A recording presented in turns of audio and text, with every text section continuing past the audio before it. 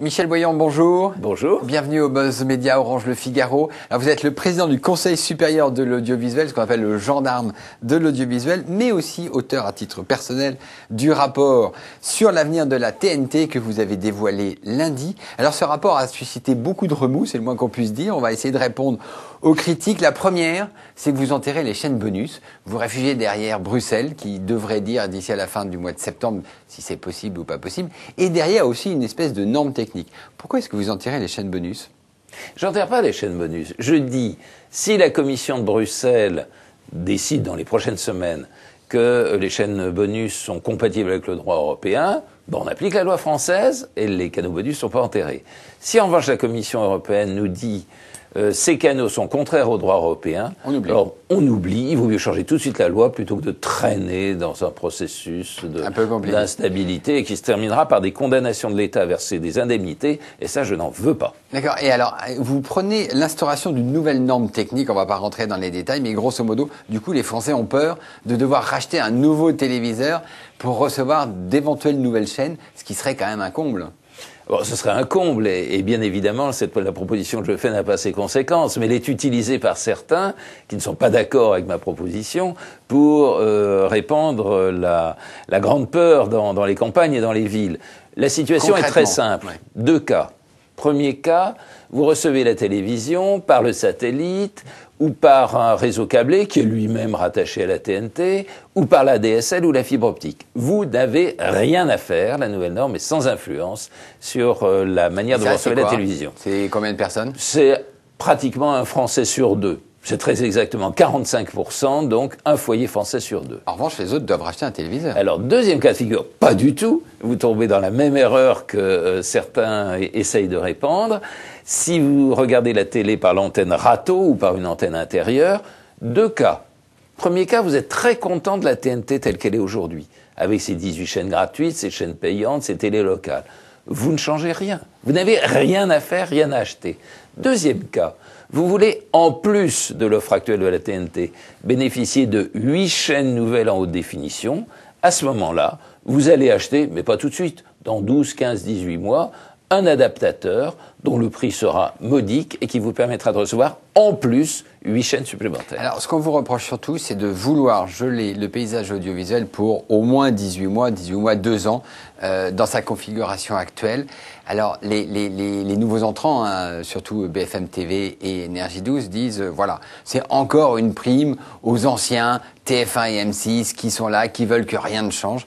Et on avait l'impression que le CSA, au contraire, enfin, votre prédécesseur, Dominique Baudis, avait lancé la TNT contre l'avis de TF1 et M6. Et là, on a l'impression que vous enterrez les chaînes bonus en vous alignant sur TF1 et M6.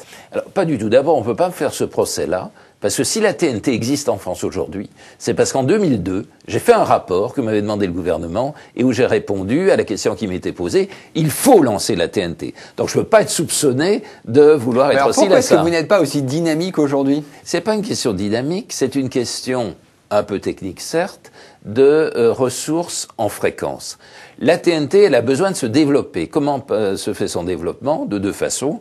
Par le passage des chaînes à la haute définition, et par le lancement de chaînes nouvelles. Pour faire les deux choses, il faut des fréquences. Malheureusement, les fréquences, et vous l'écrivez et vous le dites très souvent, elles sont rares et précieuses dans notre pays. Et donc, je veux pouvoir garantir à l'audiovisuel français qu'il bénéficiera de toutes les fréquences nécessaires à son développement. C'est pour ça que je propose un changement de norme qui permet de faire passer plus de chaînes sur le même nombre de fréquences. Mais alors, les Français qui s'attendaient à avoir 3 nouvelles chaînes bonus d'ici à la fin, au début de l'année prochaine, plus 2 autres, donc à peu près 5-6, qui s'en réjouissaient, puisqu'on voit qu'ils adorent les nouvelles chaînes de la TNT, ils vont les voir quand, ces nouvelles chaînes ? Mais ça ne change rien par rapport au calendrier. On a l'impression, il y a une espèce de mythe sur les chaînes bonus qui faisait croire que ces 3 chaînes allaient être disponibles au 1er décembre sur l'ensemble du territoire. C'est complètement faux. Il faut fabriquer cette chaîne, il faut la concevoir, il faut mettre en place le nouveau réseau de diffusion. Ils n'avaient pas besoin de beaucoup de temps. Hein. C'est un mensonge.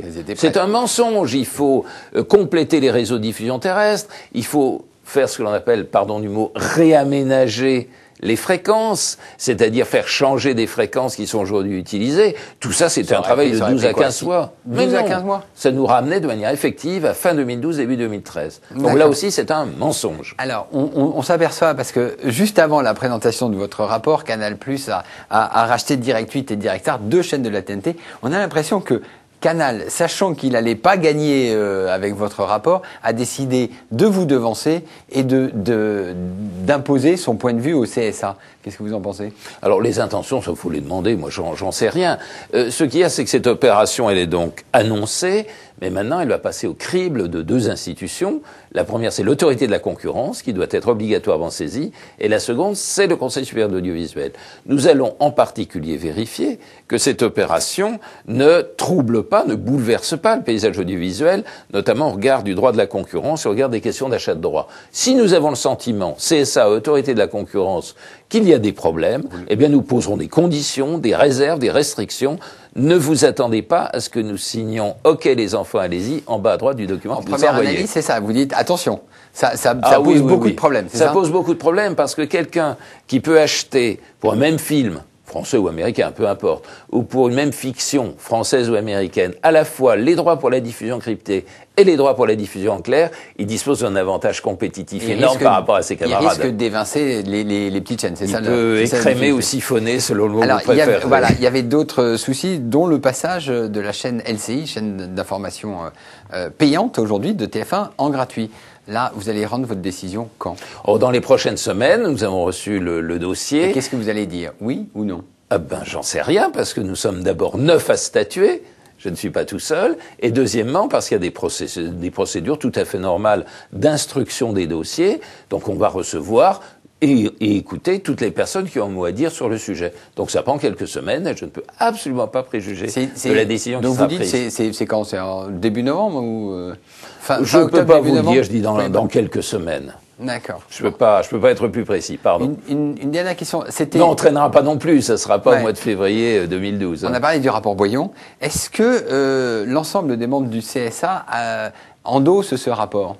Alors, il faut leur poser la question, mais je n'ai pas senti qu'il y avait une levée de bouclier contre la plupart des conclusions du rapport. Et alors, vous demandez au gouvernement... Mais encore une fois, c'était un rapport personnel, comme vous l'avez vous-même souligné, et qui n'engage pas le CSA. Ça a été fait pour, c'était bien... Et vous demandez au gouvernement de prendre des décisions, elles vont être prises quand?